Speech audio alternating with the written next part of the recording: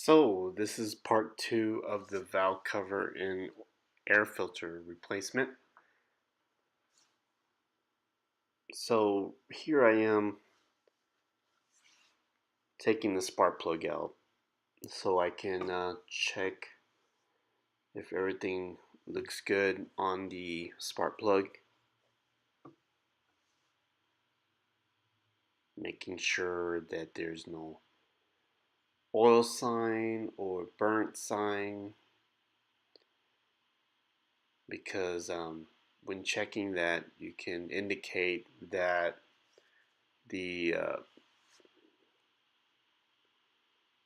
gasket is worn out and the oil will leak into there, or the piston ring is worn out and oil is shown on the spark plug, or it could be burning oil or whatnot.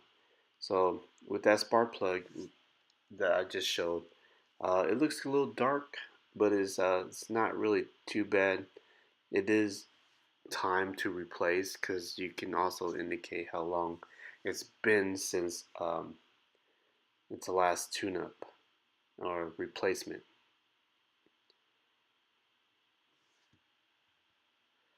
Now I'm going through the back here to remove the spark plug to check if everything is the same sign. If y'all remember correctly, I mentioned when I was taking the coil out of that cylinder there, it the coil had a sign of oil, wet oil on the coils. So I would not be surprised if when I pull that tool out, it'll be covered in oil and the spark plug will be covered in oil.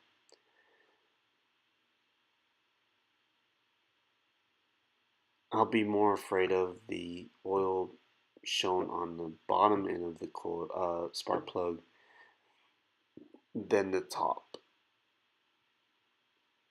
Because where the spark of the spark plug, if it's wet, then that's a sign of piston ring worn out and oil leaking into the cylinder.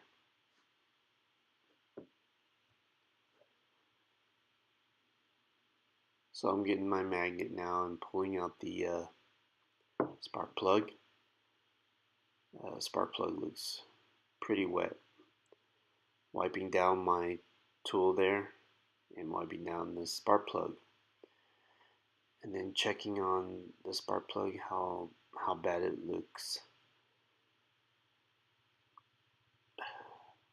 So with being said,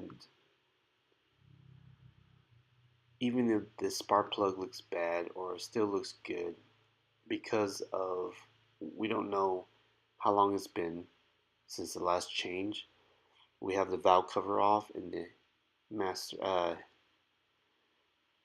intake manifold off, it's good to go ahead and change them out. So here's the intake, the valve cover, and what I'm doing is I'm putting some silicone gasket onto the cover, just a little bit, not a lot, and putting a little bit of this gasket right here, silicone, you it just gives you more of a seal. So you would add a little bit of that and then put the gasket right on top.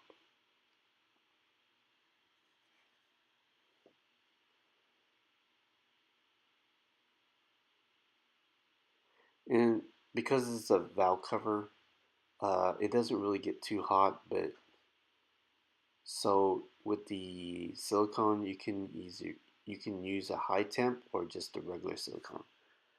I always like to use high temp, and I always like to use black or gray. So it's really up to you.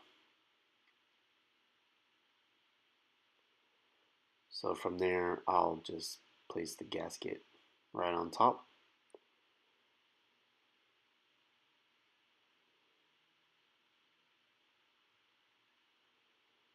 Um, where do you purchase your gasket from? It's really up to you. You could go to any auto parts store near you, go online, just make sure you get the correct part. You can look up the part through VIN number or make, model, and year. Um, Best way to do it is through VIN. If you do it any other way, just make sure you do your research and get the correct parts, because you don't want to start a job and then next thing you notice you have the incorrect part.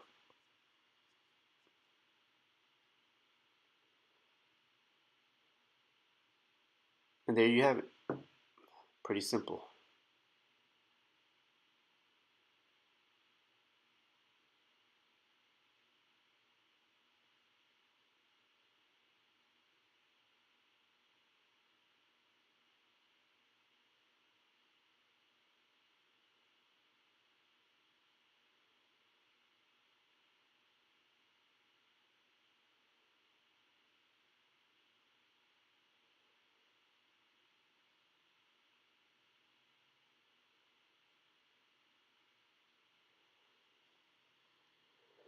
So now we're here at the engine, and what I like to do is I like to put the silicone gasket maker in tight corners or ends of where the valve cover is going to sit. Okay, you know, I like to put a little bit of thickness to it. That way I'm sure that it will not leak from that end. So do the corners, do tight ends, do edges, and then you'll be safe. And also what I like to do is, since the valve, the way the motor is sitting, and a lot of time the oil would drain from the bottom, I would put a little bit of silicone towards the bottom because that's where it's going to leak from, and less likely to the top. But it's really up to you. If you want to cover the whole thing, lightly coat it, because the gasket is made to seal. So, and also if you look up through specs, sometimes they will say install dry or install with gasket maker silicone. So it really depends, but it doesn't hurt too much to add a little bit of silicone.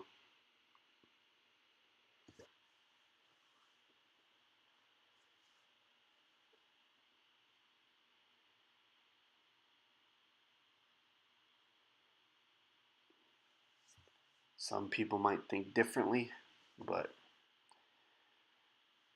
hey, if it works, it works. But again, if you want to do it the correct way, always look up the specs or information on how to install. Again, this is my preference.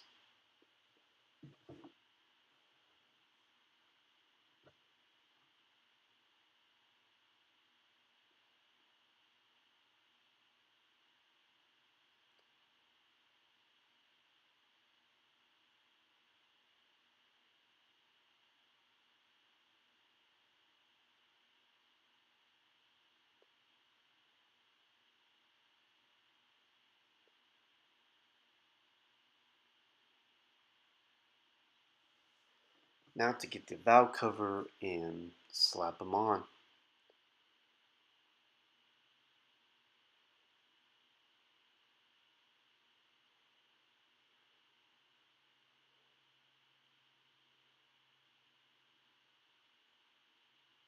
I didn't disconnect that cable because it runs pretty far down the motor, and I didn't want to mess with it, so I kept it on there and basically worked my way under it. But as you're doing it, make sure the gasket doesn't like come off or whatnot. make sure it stays sealed on.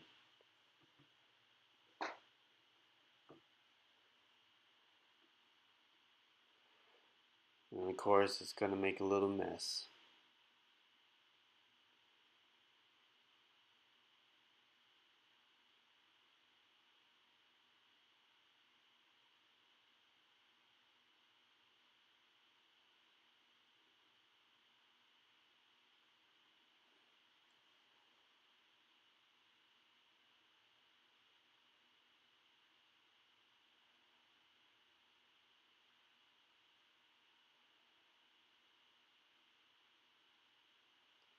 I apologize for the camera.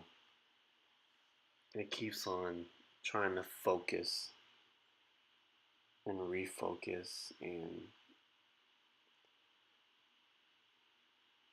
the lighting's not too great as well.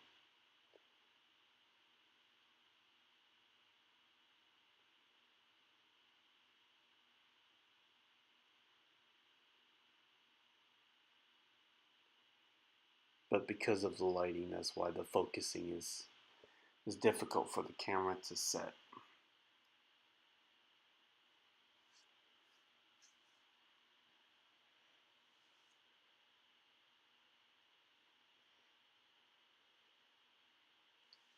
So as I'm putting the valve cover on, um, where the um, cylinder ignition coils set through those three holes, um, there's also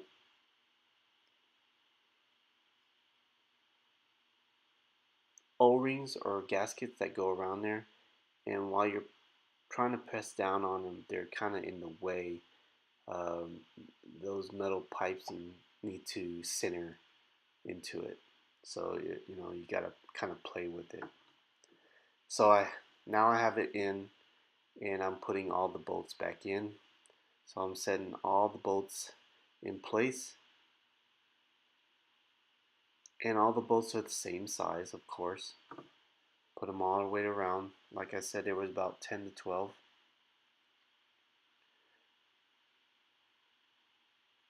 Okay, and from there, you want to torque them down.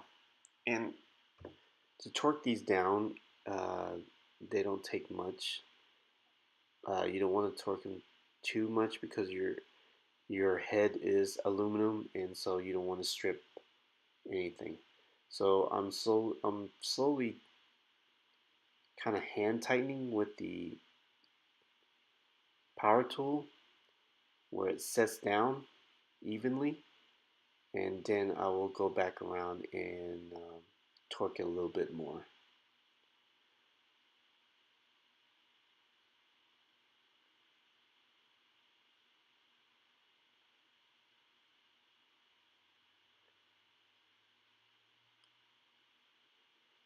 Take your time, torque it slowly.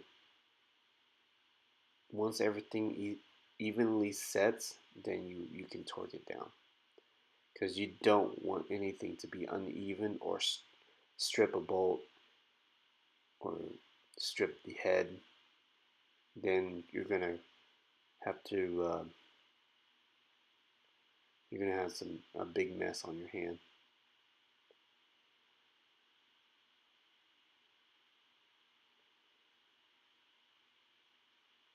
Because the silicone in the gasket is going to do its work, but at the same time you want everything to be even.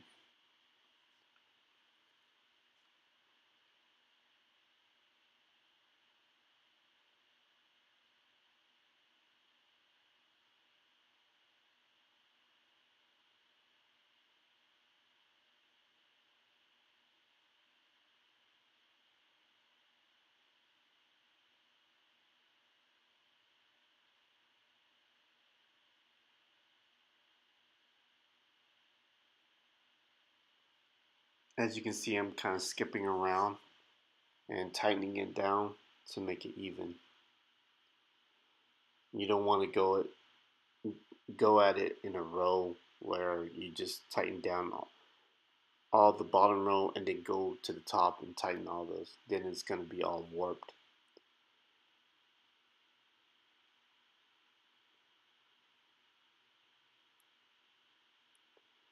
There you have it. That's the first valve cover replacement.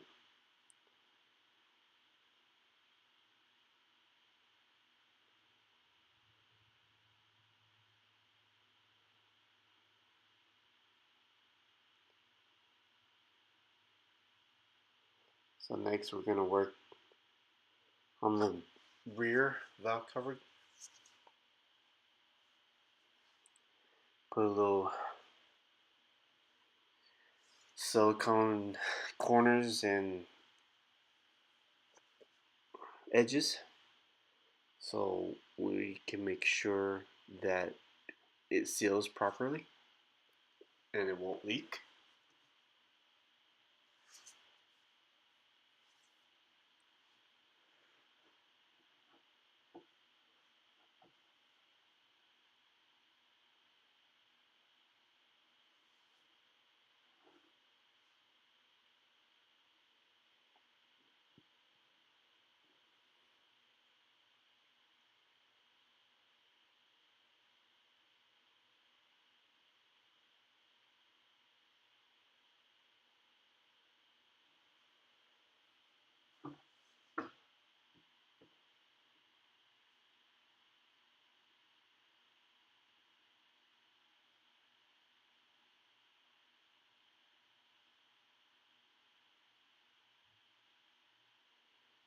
I'm putting silicone at the all at the bottom of that valve cover just because it's in the rear end, and in the future I don't want it to leak, so I'm just putting some extra precaution there because it is the back end and you don't want to get back in there later.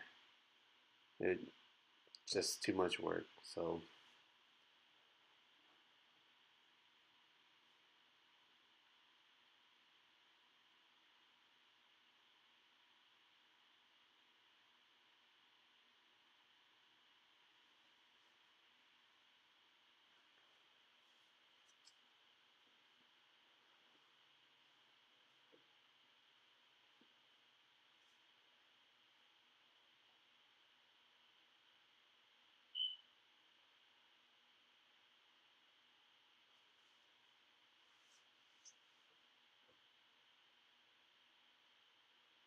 now to put the valve cover on.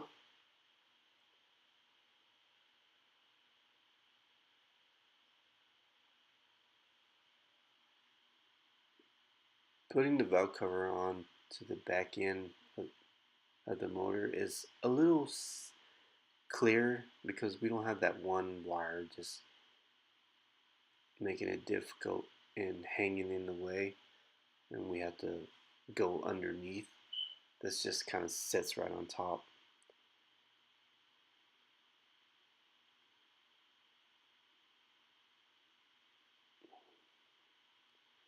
Just pressing down on it, making sure it's stalled right and evenly. Now I'm setting all the bolts in place.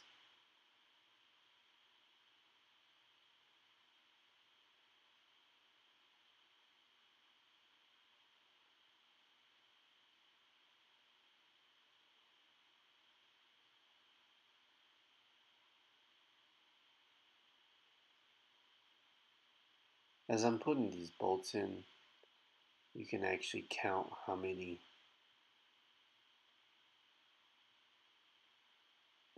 there is for each valve.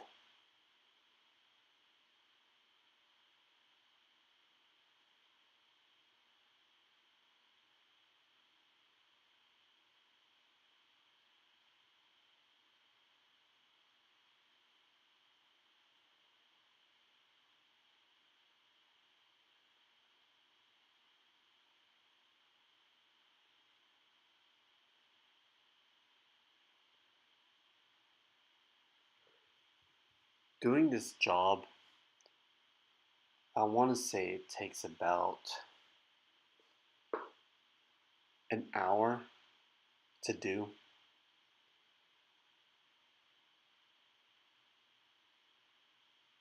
if there's no interruptions, of course, or no hiccups or headaches. There's always headaches.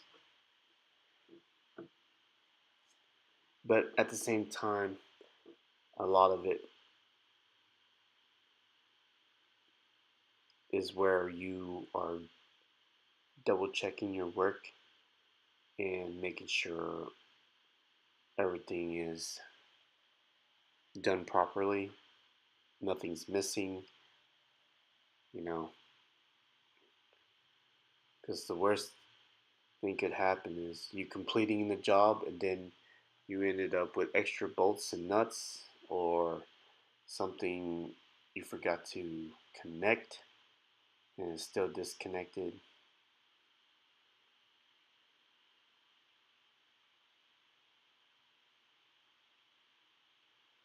So here I am slowly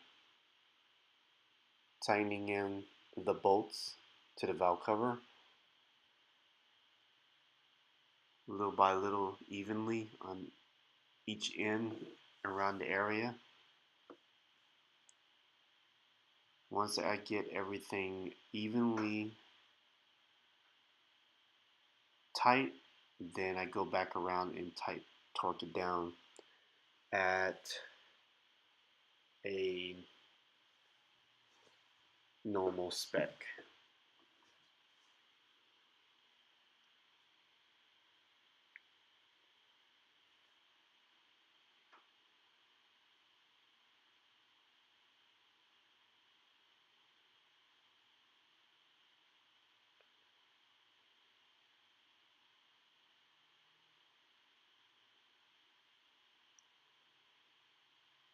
Having a power tool helps a lot.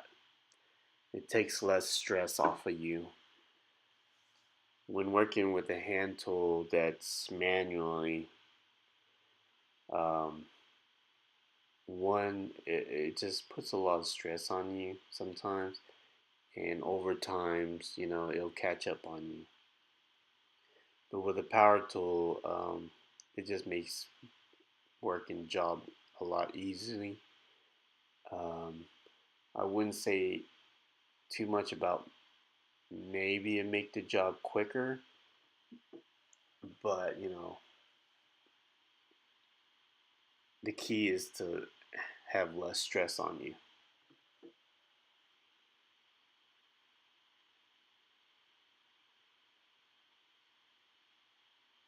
So I'm over there in that back corner where that bolt. I'm having difficulties. Well, trying to get to it with this power tool and setting into it. I don't want to strip it or nothing, so you want to get that tightened down.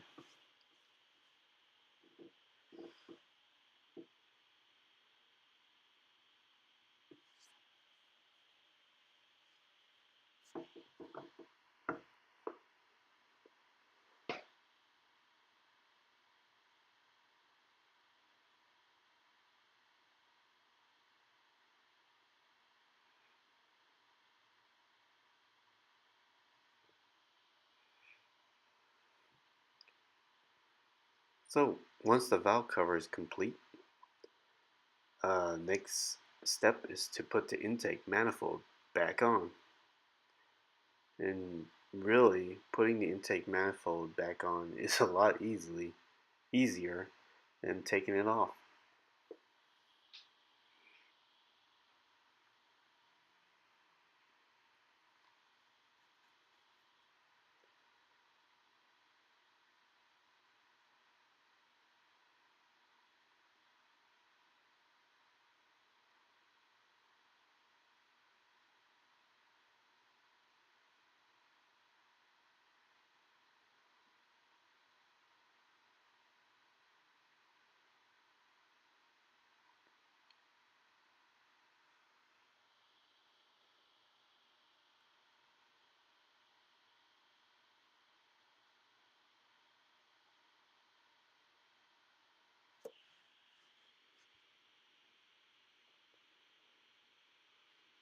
So, here are the new spark plugs that I'm going to be adding is the NGK Laser Platinum.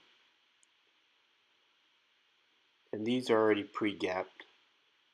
There's the part number, and you need a total of 6 because there's 6 cylinder, and you're going to need to put anti-seize on there.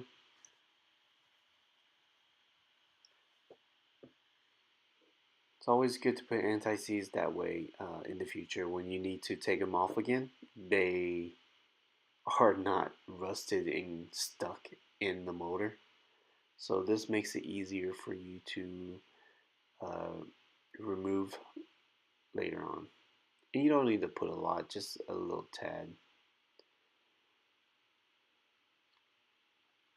And then on the tip where the ignition coils connect, I like to put a little oil, I mean not oil, a little grease on it, just for better connection.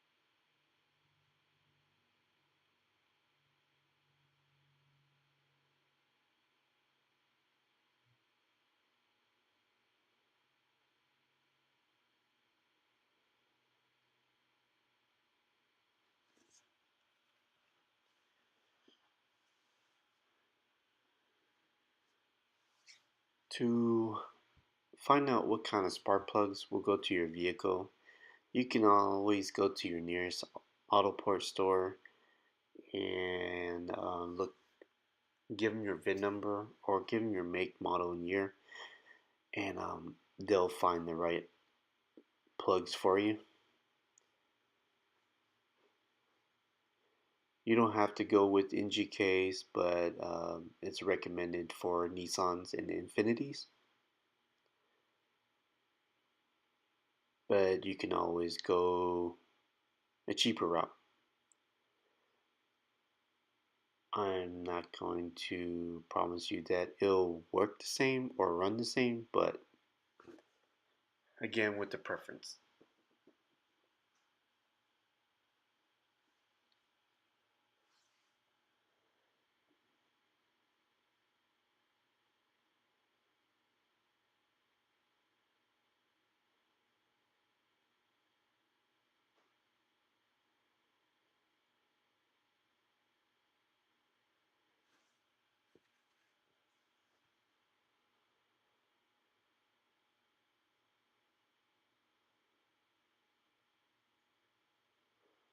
Alright, now that I drop all the spark plug down into the each cylinder, I will now go back and torque them down.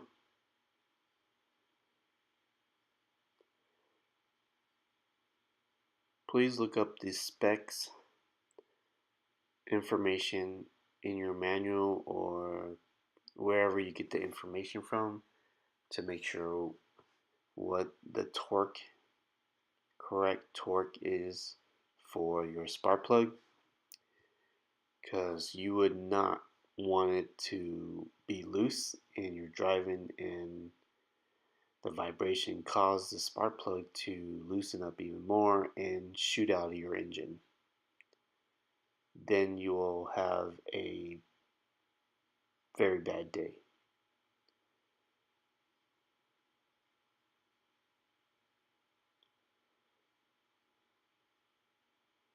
Most people prefer, or they are okay with hand tight, depending if you know how much torque you're putting,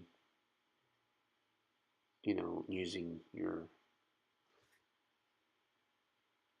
feel on things.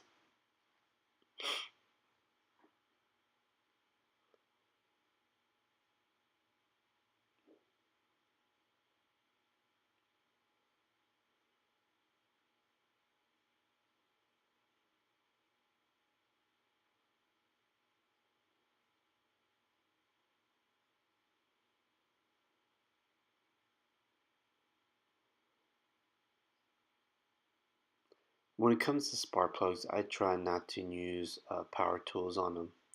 They're, you know, it's not a good idea because you could over torque it or you could strip something. So it's always good to use, when it comes to this, manually do things, hand tight it, because you get a feel if it's going down, turning in or tightening in or whatnot.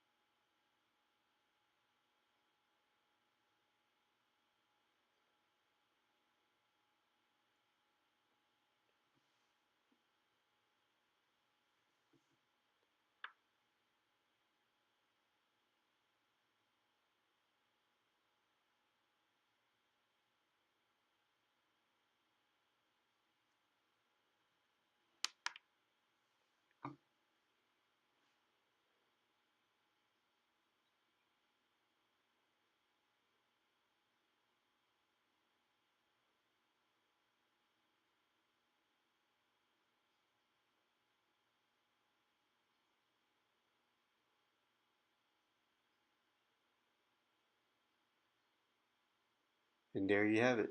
The spark plugs are in. So now we're gonna put the ignition coils back.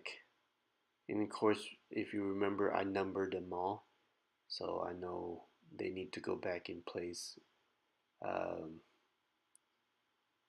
that I removed them from.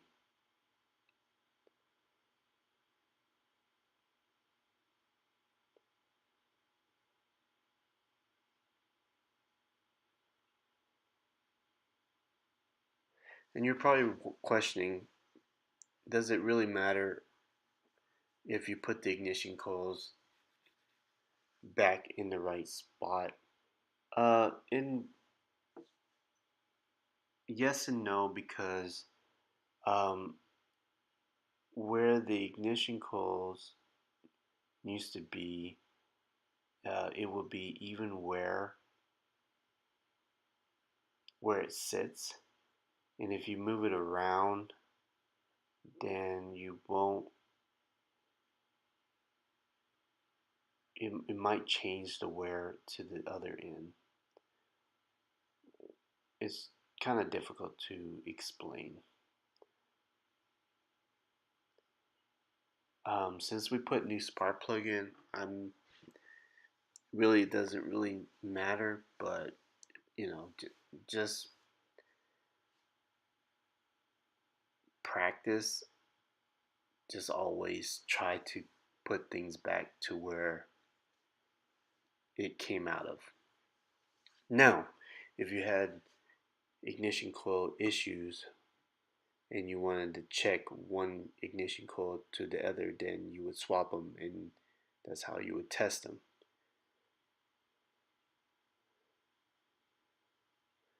And there you have it. Um, Valve covers, gasket in place, valve covers in place, spark plug, and ignition coils all back in place. Next step is to put the intake manifold back on, and we will be completed.